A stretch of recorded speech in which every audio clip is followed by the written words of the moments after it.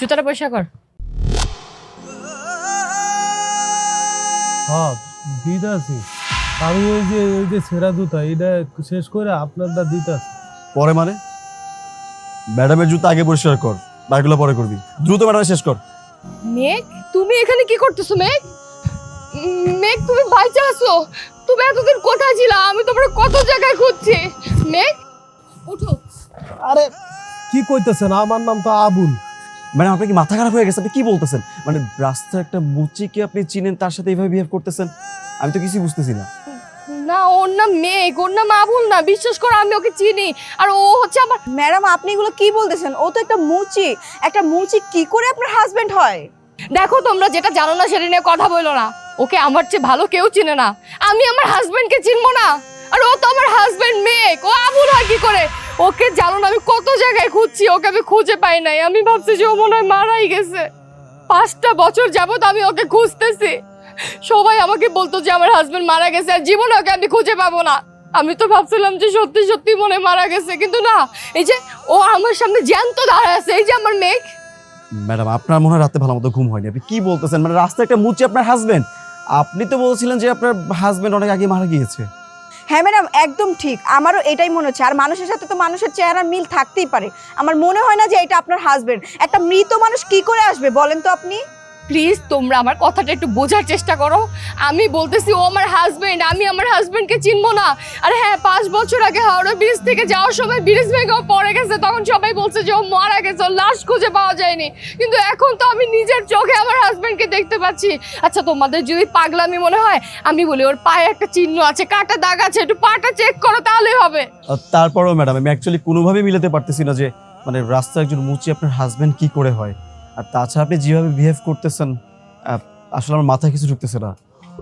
আমি আমার হাজবেন্ডকে চিনবো না? আমি যে মানুষটাকে ভালোবাসি, যার সাথে সংসার করছি, তাকে তো আমি দেখে চিনবো, এটাই স্বাভাবিক না? আমি বলতেছি এটাই আমার মেক, আমার কথা তোমরা বিশ্বাস করো। তোমরা প্লিজ প্লিজ একটু চেক করে দেখো।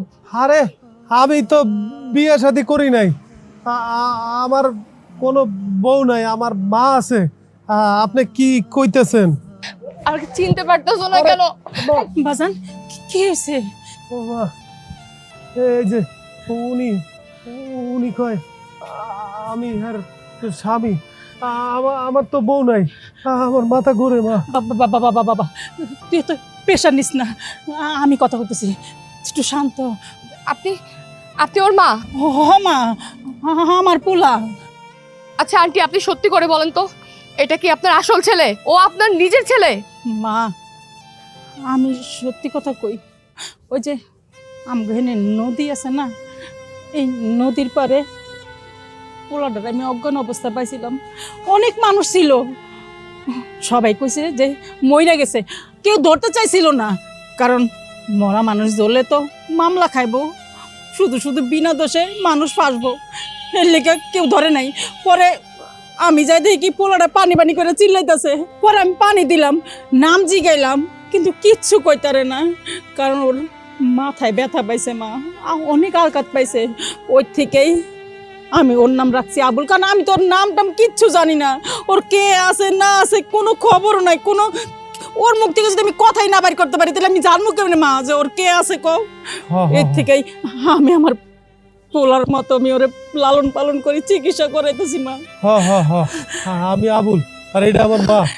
তার মানে এটাই আমার মেঘ, আমার স্বামী। আমি ভাবছিলাম ও মারা গেছে, ও বেঁচে আছে। মেঘ, তুমি আমার সাথে চলো। মেঘ, আমি তোমাকে ছেড়ে আর থাকতে পারবো না, তুমি চলো আমার সাথে চলো। মা, আমি এই মাতারির লাগে যাবো না। আমারে মারবো, আমি যাবো না। না বাবা, তোমার যাওয়া লাগবে না, আমার কাছে থাকবা তুমি। মা গো, আমি কই কি, তোমার যেহেতু স্বামী, তুমি কইতাছো, ও তো তোমার চিন্তাছে না, ওর মাথার স্মৃতি ঠিক নাই মা। তুমি একটু ধৈর্য ধরো মা, আল্লাহ যেন তোমার স্বামীরে মিলাই দিছে, ঠিকই তোমার স্বামী তোমার কাছে যাইবো।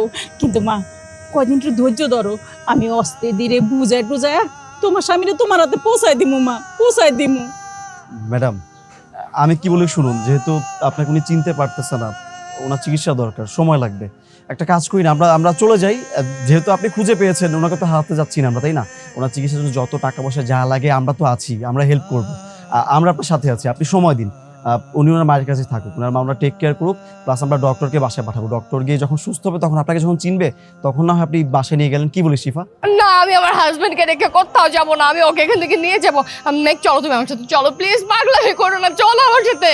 হ মা, তুমি বিশ্বাস রাখো আল্লাহর প্রতি, দেখবা একটু সুস্থ হইলে আমি তোমার কাছে পৌঁছে দেবো তোমার স্বামীরে। মা তুমি এখন যাও, মা যাও। চলো।